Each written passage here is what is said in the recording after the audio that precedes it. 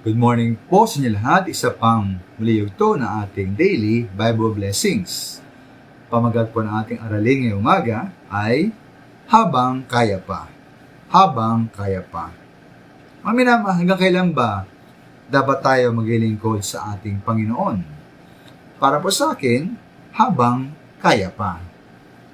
Kasi nga po ako'y nakadalaw sa dalawang pastor sa Iloilo at namagit ko po sa kanila na sa ngayon, habang kaya ko pa, ako po sinisikap na makadalaw sa mga pastor upang sila makamusta, maka-fellowship, at makabibigay tayo ng kahit kaunting tulong.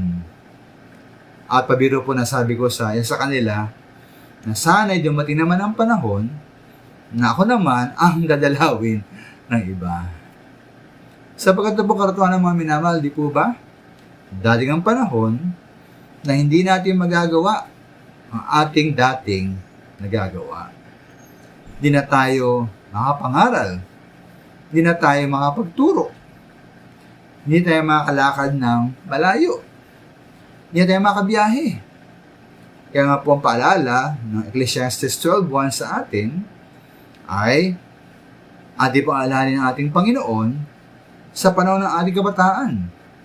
Bago dumating ang mga araw at taon na puno na ng kaguluhan, panahon natin madama ang tamis ng mabuhay.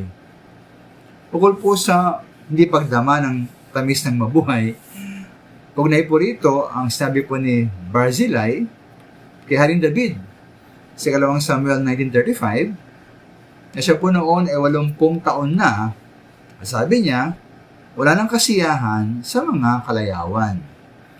Niya malasahan ang sarap ng pagkain inumin at wala nang pang-akit ang magandang awitin para sa kanya. Kaya minamahal, ating pong huwag sayangin ang ating mga oras panahon, lalo na sa ating kabataan. Ating pong lubos na gamitin ang mga pagkakataon upang ganapin ang kalooban ng Diyos para sa ating buhay. Ating pong ibigay ang ating pinakamagandang mga araw, pinakamagandang mga taon sa ating Diyos. Mamuhay po tayo na may lubos na pagsunod at paglilingkod habang kaya pa. Maraming salamat.